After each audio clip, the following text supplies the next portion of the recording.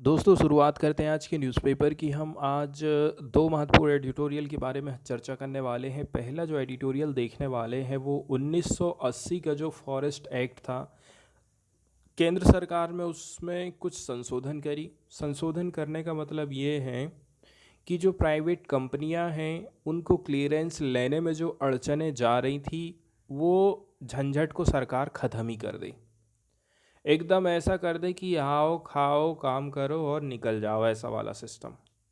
इसलिए सरकार 2023 में कानून में कुछ संशोधन करी थी और ये जो संशोधन रहे हैं इससे वनों की जो अंधाधुंध कटाई है ना वो रुकने वाली नहीं है, बल्कि और भी ज़्यादा बढ़ जाएगी। ऐसा राइटर का कहना है कि सुप्रीम कोर्ट में अभी ये केस चल रहा है, इसकी सुनवाई चल रही है 2023 में जो संशोधन किया गया है उस कानून की।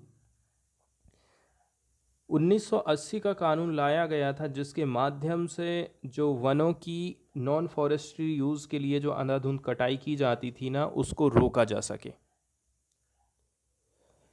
केंद्र सरकार के मुताबिक 1951 से लेकर के 75 तक अनुमानित 40 लाख हेक्टेयर वन भूमि दूसरे कामों के लिए दी गई है।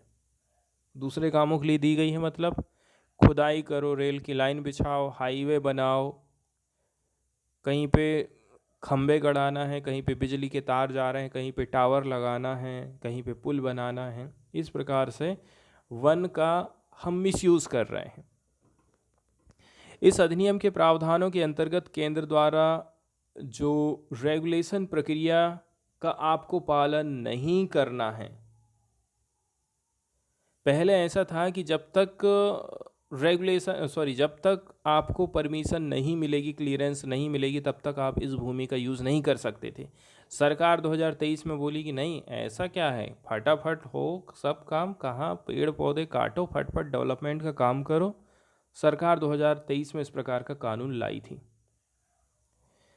अब 1981 से 2022 तक की यदि हम बात करें, इसमें क्या बोला जा रहा है कि एक मेज़रमेंट ऑफ इसके सक्सेस की बात करें तो केंद्र सरकार कैलकुलेट करती है 1981 से 2022 तक जो एवरेज एनुअल डाइवर्जन रहा था फॉरेस्ट का वो रिड्यूस हुआ है लगभग 22,000 हेक्टेयर में, या फिर about 10th of what it was from 1951 से 75। सरकार कह रही है कि ऐसा नहीं है, आपको लग रहा है कि इसका कहीं दूसरी जगह में फॉरेस्ट का यूज़ हो रहा है, बिल्कुल भी ऐसा नहीं है। पहले का आंकड़ा और आज का आंकड़ा उठा करके देखोगे तो बिल्कुल अलग तस्वीर आएगी। सरकार अपनी इस प्रकार से बढ़ाई करती है।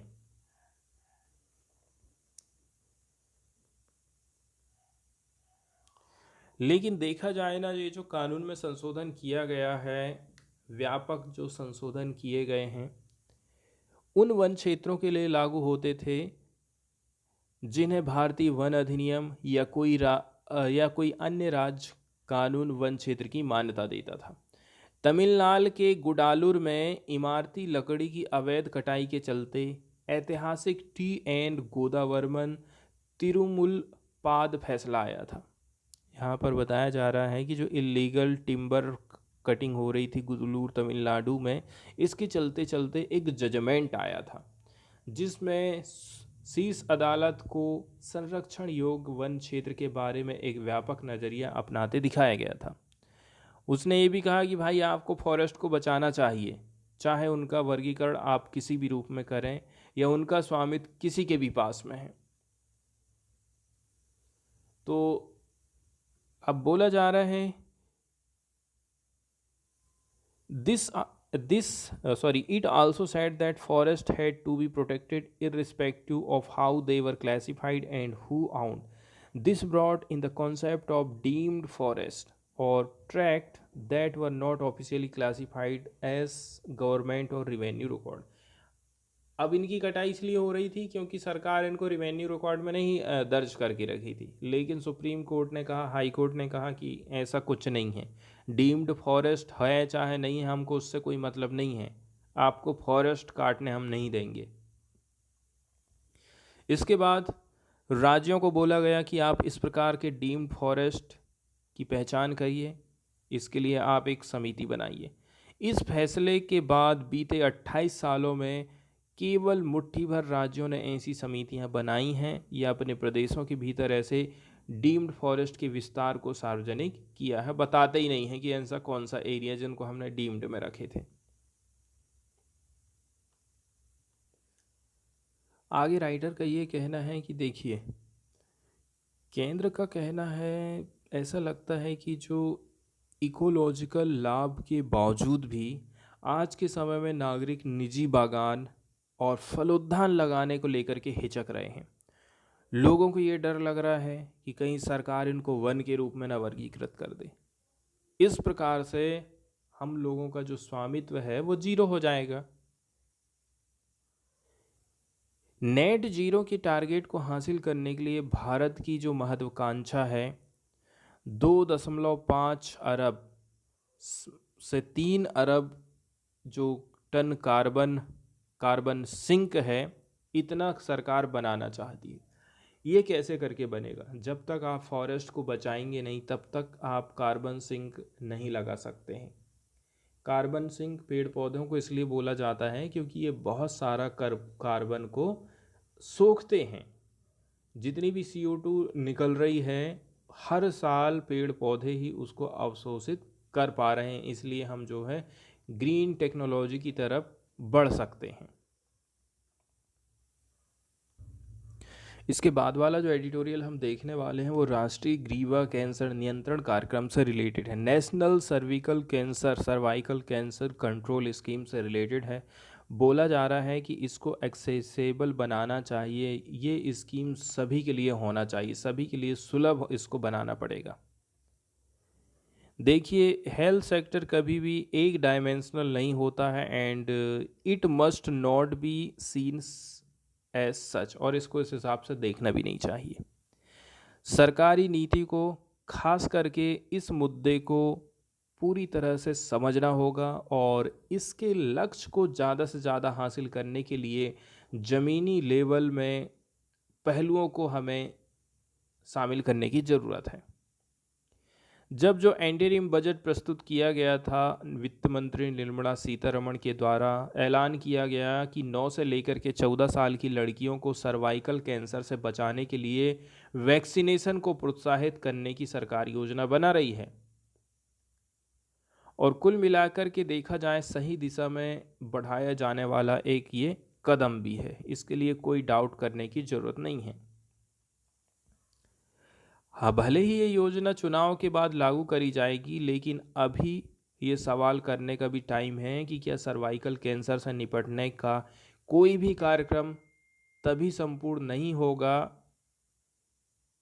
जब इसमें स्क्रीनिंग के पहलू को शामिल किया जाएगा। कैंसर ऑफ सर्विक्स, नॉर्मली इसको बोलते हैं नेक ऑफ वॉर्म, मतलब शाब्दिक रूप से इसको क्या बोला जाता है? नेक ऑफ वॉर्म के रूप में बोला जाता है। ये यूनिक माना जाता है among cancers because almost all the cases 99% link किए गए हैं to infection with the human papilloma virus. एक कॉमन वायरस है जो कि ट्रांसमिटेड होता है सेक्सुअल कॉन्टैक्ट के माध्यम से। हालांकि ज़्यादातर जो HPV इन्फेक्शन होता है रिजॉल्व हो जाता है spontaneously and women remain symptomatic free. Persistent infection can lead to cervical cancer. इसके बावजूद भी थोड़ा बहुत यदि बच गया है ना, तो ये सर्वाइकल कैंसर का एक रीज़न बन सकता है। ये भारत में कैंसर से होने वाली महिलाओं की मौत, मतलब हर साल 77,000 से भी ज़्यादा मौत हो रही हैं।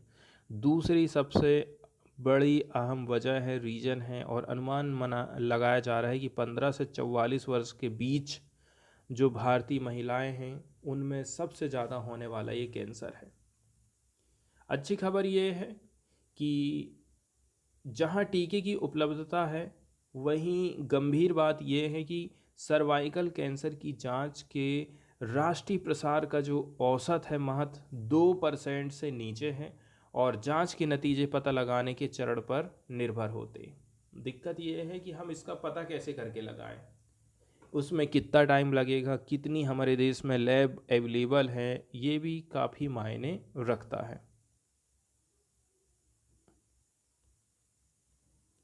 अब हम बात करते हैं कि सर्वाइकल कैंसर का कैसे करके हम डायग्नोस कर सकते हैं, कैसे करके इसका निदान किया जाएगा, पता कैसे करके लगाएंगे पब्लिक हेल्थ में मिनिमम टूल के साथ में। तो इंसानों की जो आई है, वाइट विनेगर को डाइल्यूट करके एंड डैब ऑफ लुगोल्स आयोडीन, ये सारी जो मेथड हैं इसको शॉर्टकट में हम बोलते हैं VIA, और VILI परीक्षणों के रूप में इनको जाना जाता है।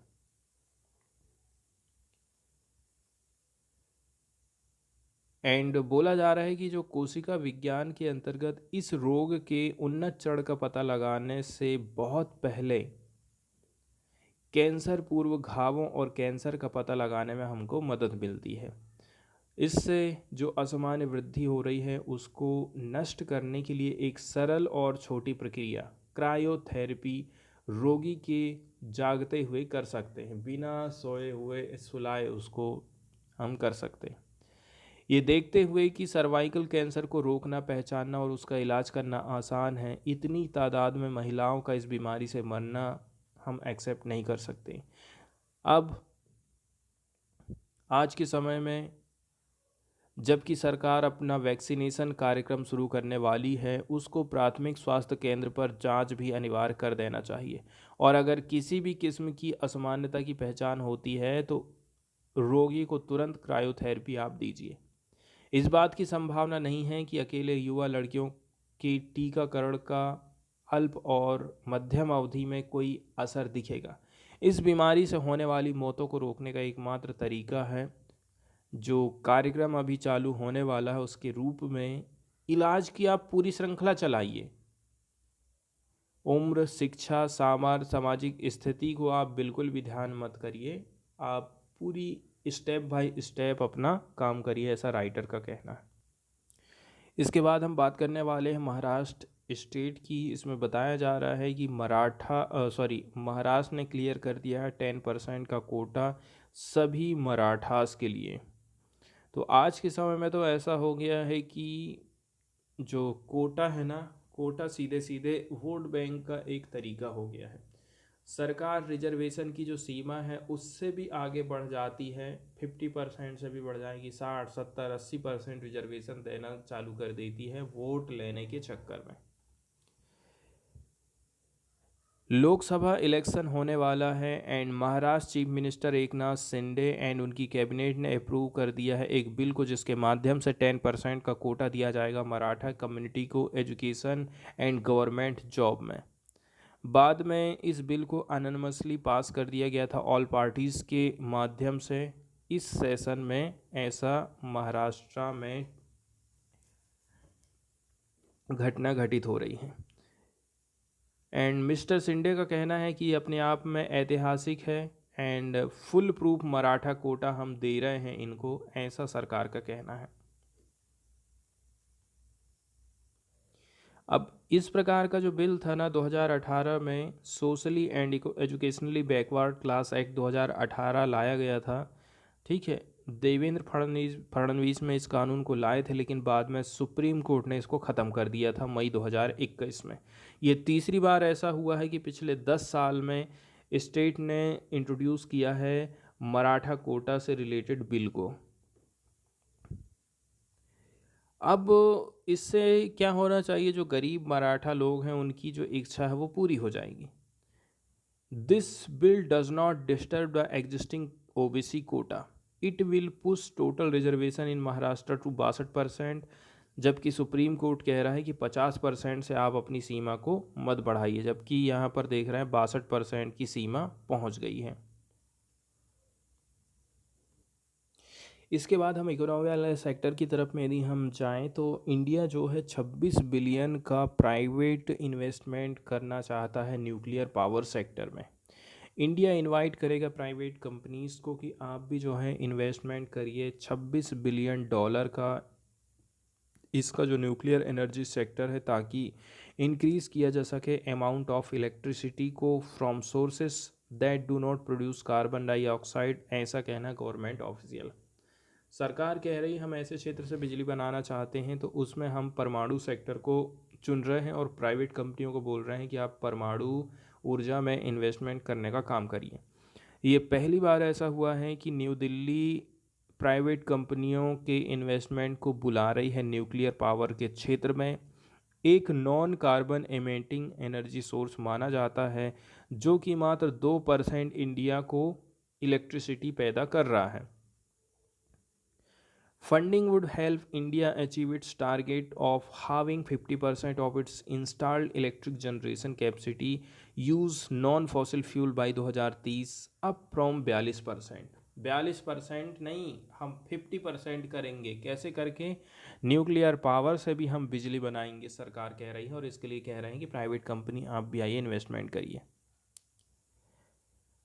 सरकार आज के समय में 5 जो प्राइवेट फर्म हैं इसमें इंक्लूड है Reliance industry, Tata power, Adani power, Vedanta limited. इनको बोला है कि आप 440 बिलियन रुपया इन्वेस्टमेंट करिए, मतलब 5.3 बिलियन इन्वेस्टमेंट करिए। प्रत्येक को बोला है कि 440 बिलियन रुपया, ऐसा यहाँ पर पता चला है। विद द इन्वेस्टमेंट गवर्नमेंट ये सोच रही है कि हम जो है 11,000 megawatt new nuclear power generation capacity ला लेंगे 2040 तक। State run nuclear power corporation of India limited NPCIL की बात करें एंड ये ऑपरेट करती है कंट्री के fleet of nuclear power plant को।